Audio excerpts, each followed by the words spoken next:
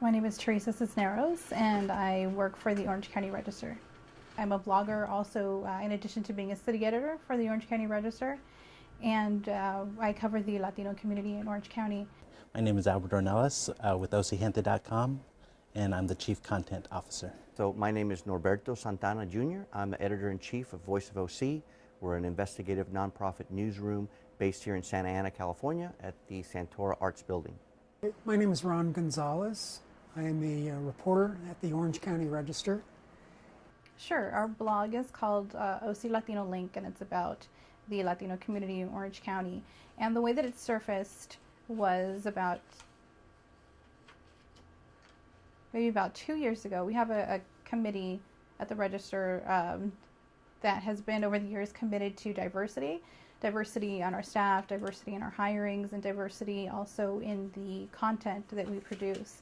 And so both myself and Ron Gonzalez sit on the diversity committee. And so one of the things that we try to do is to bring, like I said, more diversity to our coverage. And we were speaking one day about how journalism is now turning to more of a digital age, and what we could do to bring some of our old kind of print, some of the old ways that we would encourage diversity in print, and adapt that to the web.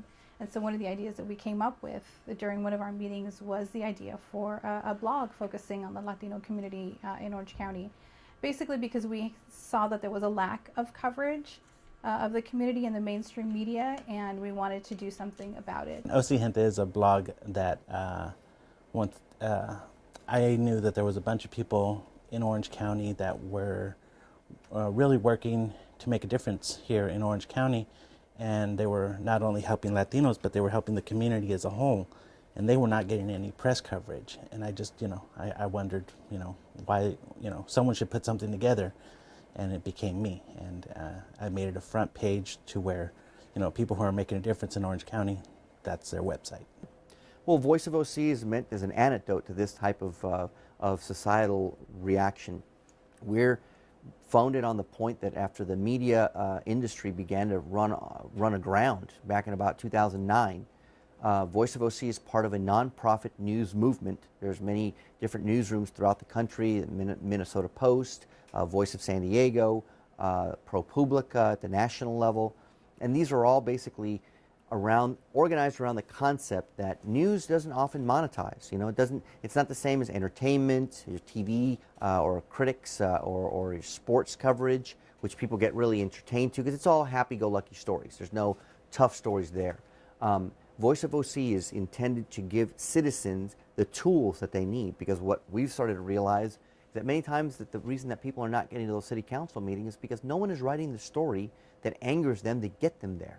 They don't have the information. And so these nonprofit newsrooms are really dedicated and designed to give the average resident a really good sense of what's going on at their city hall, just like an old-fashioned news reporter. In a way, we kind of joke about it, calling it Back to the Future. That's why we chose the Santora building, built in 1929, as a way to kind of inspire our efforts. That what we're really talking about is, even though that today's age is full of technology and laptops and everything, when it comes to reporting, you go back to the old tenets of the old City Hall reporter that was at City Hall every day asking about this and asking about that. And that's what the residents need, in a sense. You're like the canary in the coal mine, the person telling them, going, hey, there's an issue here that you should know about. The hope is that many more residents will learn about something like Voice of OC, go to it, and be able to stay plugged into what their city councils, what their county government, what their state government, what their federal government is dealing with. But we're based on one thing, is that a lot of times residents will look at an issue like the Iraq War, national health care, and you look at something like that and it's so amorphous, it's so massive and big and huge that you think to yourself, how do I even plug into this? I don't know. But your local city hall is something that you know about. It's a question of, do you want more parks, less parks? Do you want more schools, less schools? Do you want your roads to be paved? Do you want more police? Or do you want more basketball courts? These are all decisions that are easy to get your head around, and they have direct impact on your life. And so if anything, that's what Voice of OC is designed, is to sort of help bolster residents that want to get involved, to give them the tools to be relevant into a city leadership that's oftentimes more catering to campaign contributors, to wealthy donors, to institutional interests, and not to the residents.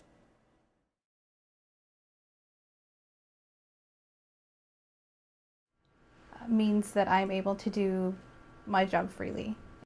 The ability to be able to write and produce a blog that gives people information anywhere I can grab it from helps me tremendously.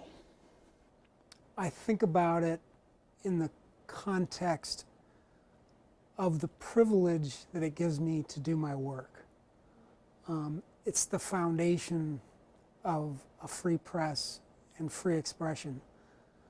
But on a personal level, I think about my grandparents, and they're coming here from Mexico. And it was my grandfather learned to speak English by reading newspapers here in the United States.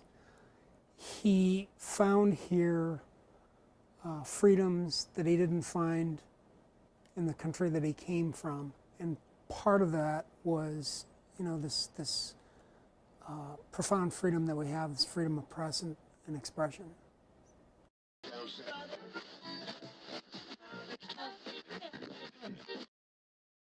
I don't. I think that's sadly, a lot of times, that's why I always kind of call it a Ferrari parked in our front driveway that oftentimes doesn't get driven very often. I think a lot of people are kind of surprised when you tell them how much about their government they can really get.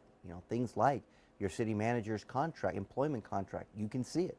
I always love when I go up to a city hall and I ask to see the city manager's contract or some other very delicate topic or contract, and the city clerk or others, it's like asking to see your dad's paycheck. They kind of go like, what? You want what?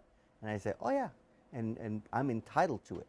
One thing that I think maybe the average resident does not know is that the First Amendment does allow them to openly critique legislators and legislative bodies, and to me that's something that's really important. Having covered a lot of city council meetings and things like that during the years, that's something that I don't think people do enough of. If there's a problem in their community, I don't see enough people going, for example, to city council meetings and voicing their concern, or looking to speak with their local legislators, or if there's something that has been passed in their community, I don't see enough people kind of rallying around different causes and going to, like I said, to their city leaders and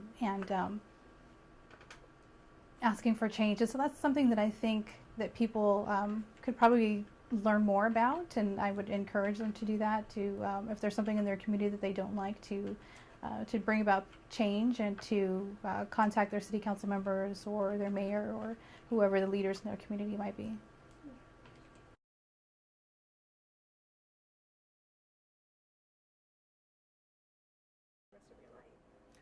The 1992 riots. I was going to graduate school down in San Diego. I had gotten a couple of little newspaper jobs, and they were kind of paying my way through, and I was in grad school, and I was in my parents' flower van, and I was driving up to LA when all of a sudden the Rodney King verdict came down, and I remember thinking to myself going, you should go to the heart of what's going on right now.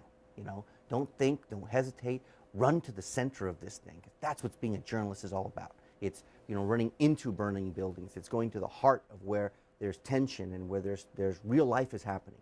And right there, man, I was just on fire. I stayed like for 3 days just covering the riots, and I didn't even have anybody to buy the story yet. But I spent 3 days just driving through the streets in my parents' flower van, which got all kinds of rocks thrown at it. But it was one of those things that I remember from day one thinking the disconnect between how the mainstream media was turning this into a white and black story, when the reality of it was that when you were on the streets, there was a lot of Latinos that were also in the middle of this sort of like just pent up frustration. And you really had that sense of, of how angry and disenfranchised people in LA felt at that time. And it was palpable. You could feel it in the streets. I've always been interested in writing, I grew up reading the newspaper. I grew up reading the mini pages when I was like 6 and 7, and so I was always just kind of interested in newspapers and in writing and reading. And when I got into high school, I enrolled in the journalism program, and I just loved it. From the minute that I wrote my first story about prom and people getting ready for prom, it was a feature and it was a soft kind of story, but I knew that it was something that I wanted to do. And when I wanted to when I started at Santa Ana College and entered the journalism program, it was just something that I just became captivated with. The program there really, I believe, set the tone for the rest of my career as well as my studies. I started on the staff there as a news writer and just, like I said, just became hooked, and I loved reporting and talking to people and being out in the community and taking photos. And so that's really kind of where it started. And from there I transferred to Cal State Fullerton, and I was on the newspaper staff there as well. And I was still in college actually when I was hired by the Register. And so I've been in the industry, I think going on 13 years now professionally, and not counting college. And so it's just something that I still love doing. I still love being out in the community and writing stories, and really just trying to represent my community through my work. It's important to inform people about their rights. I mean, as transparent as government can be is something that I believe everyone is working to better understand what's going on in the government. And from protesting or from writing a letter or participating in voting and getting more educated about the process, you can make a difference.